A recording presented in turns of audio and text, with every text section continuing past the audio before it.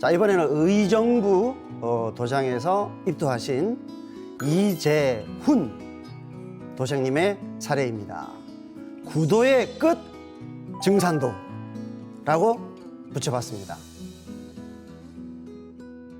저의 어머님이 불심이 깊어서 어렸을 때부터 어머니를 따라 절에 다닌 기억이 납니다. 자, 보통 이렇게 종교적인 심성이 풍부하신 분들은 이제 이런 환경 속에서 보통 많이 자랍니다. 그러다 보니 절 문화에 익숙해졌습니다. 중학교에 입학한 이후로는 어머니하고 시간이 맞지 않아서 잘 다니지 못하였고, 사회에 나가서는 등산을 하면서도 절이 있으면 절에 가서 기도를 했고, 또 그 이후에는 참선이나 기술연에 관심이 많아서 책을 구입해서 읽어보곤 했는데, 20대 후반부터는 직장이 바빠져서 절과의 인연이 이어지지 않았습니다. 참선이나 기술연을 스스로 이렇게 책을 사서 읽어보고 관심을 가지고 집에서 해볼 정도라면, 이런 분은 정말 구도의 열정이 강하시고 진리에 인연이 있으신 분이죠. 그런데 어느 날 지인이 1박 2일 기도를 가는데 같이 가면 어떻겠냐 해서 어렸을 때 어머니하고 절에 다닌 기억을 떠올리면서 흔쾌히 대답하고 1박 2일 기도를 같이 다녀왔습니다. 물론 이제 어릴 때 절에 많이 다니셨지만 현재는 종교가 없고 직장 생활로 바쁜 보통 일반인이 기도를 1박 2일 하러 이렇게 가는 것이 쉬운 일이 아니겠죠.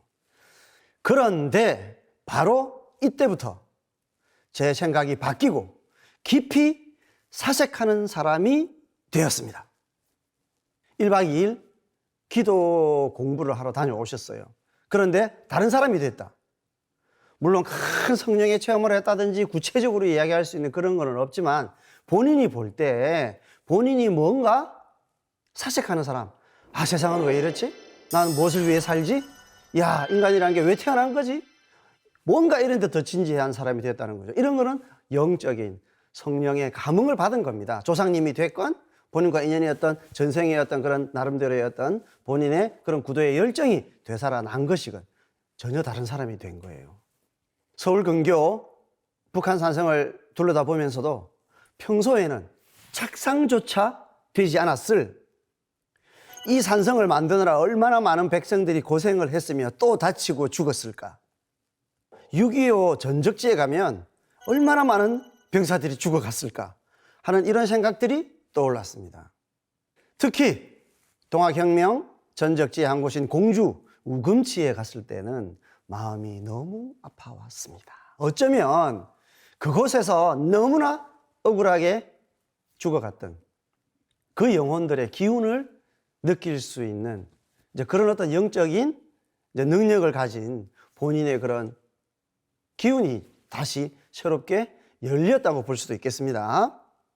그러면서 그들에 대한 극락왕생을 마음속으로 간절히 빌기도 했는데, 그때 문득 오래전에 배웠던 고조선, 단군, 천지신명이니 하는 이런 단어들이 마음속에 떠오르면서 태백산에 있는 천재단이 생각이 났습니다.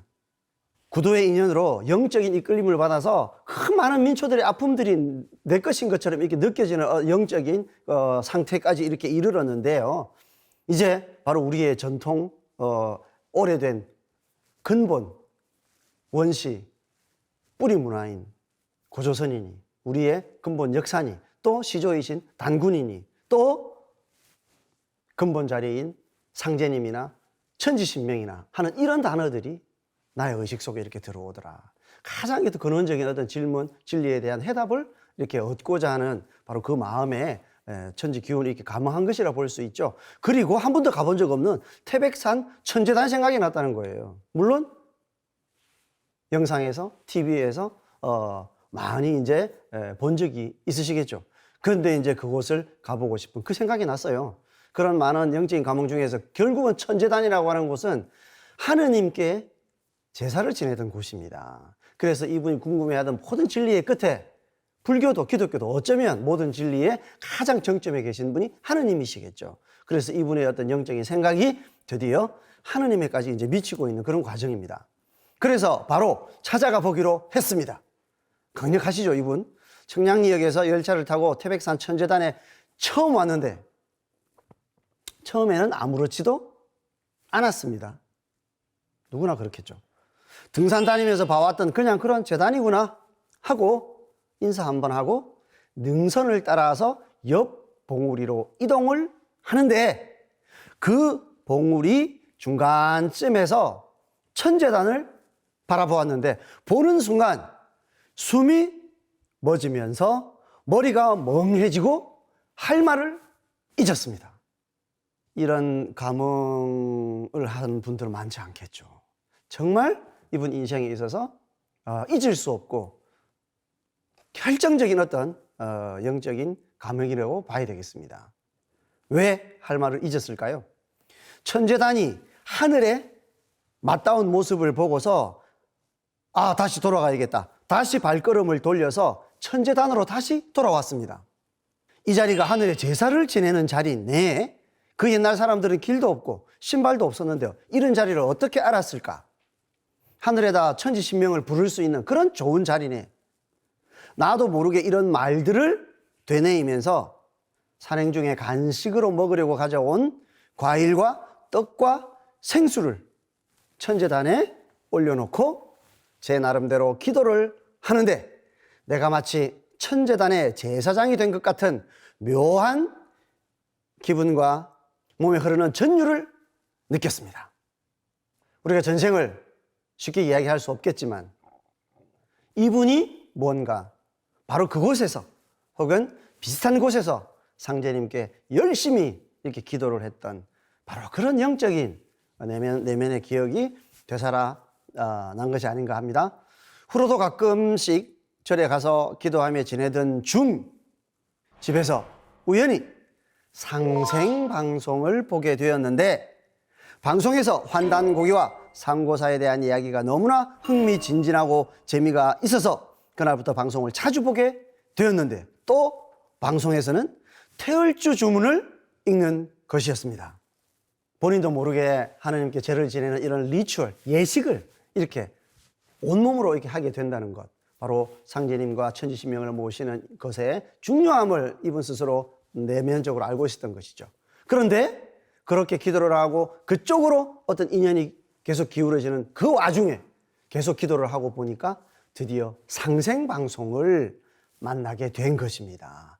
그리고 그분이 생각했던 고조선이니 단군이니 하는 그런 것들이 왜 자기의 의식 속에 그렇게 떠올랐나. 바로 상생방송을 보니까 우리의 역사 뿌리를 제대로 알아야 바로 우리의 민족 정신을 알 수 있고 인류 문화의 정신세계를 알 수 있어서 인류가 가야 하는 바로 그 삶의 기본 자세 그리고 그 목적지가 분명히 제시가 되고 있더라는 것이죠. 그리고 그것은 우리의 어떤 역사뿐만이 아니라 태을주 모든 인간이 자기를 실현할 수 있는 궁극의 우주의 음악, 바로 그 태을주를 또 만났다는 것에 이분은 큰 의미를 부여하고 있습니다. 훔치 많이 듣던 소리인데 바로 제가 어렸을 적에 이모 댁에 놀러 가면 이모부님과 이모님이 새벽에 물 떠놓고 훔치 하며 수행하는 모습을 보았던 기억이 떠올랐습니다. 이분 스스로도 어쩌면 구도에 큰 인연이 있는 분이지만 아주 가까운 조상님 중에 열렬하게 이렇게 상제님을 모시고 태을주를 읽었던 분이 계셨던 것입니다. 그래서 생존에 계시는 작은 외삼촌에게 물어봤더니 이모부님이 6.25 전쟁 이전부터 증산교를 믿어서 훔치하며 수행을 하셨다고 말씀해 주셔서 상생방송에서 듣는 훔치 태을주가 더 친밀하게 느껴졌습니다. 그리고 이모부님 그리고 이모님이 본인에게 이렇게 응하셔가지고 계속 그런 기운을 이렇게 가르쳐 왔음이 틀림없습니다. 그래서 작정을 하고 의정부도장으로 전화를 하고 방문을 하였습니다. 입도를 위해 21일 정성 공부와 팔관법을 공부하는데 책의 내용이 신기하고 재미있었습니다. 또 21일 동안 태울 줄을 읽는데 마음이 정말 편해지고 무엇인가가 정리되어가는 느낌도 들고 또 기도 4일째 되는 날은 참 신기한 체험을 하기도 했습니다. 제가 진리 세계와 하느님도의 인연이 있음을 느꼈고 또한 조상님의 인도가 있었음을 깨달았고 그래서 더욱 정산도 진리가 늘 입도노처럼 친근하게 느껴집니다. 앞으로 정산도를 열심히 믿고 진실한 참도인이 되도록 노력하겠습니다. 보은 이렇게 말씀해 주셨습니다. 이분이 원래 구도에 심성이 있으셨지만 그거에 대한 문제의식을 놓치지 않고 늘 정성스럽게 직접 몸으로서 실천하고 기도하고 그러는 정성이 있었기 때문에 조상님이 더 강하게 응기하셔서 바로 구도의 열매를 맺을 수 있었다고 생각합니다.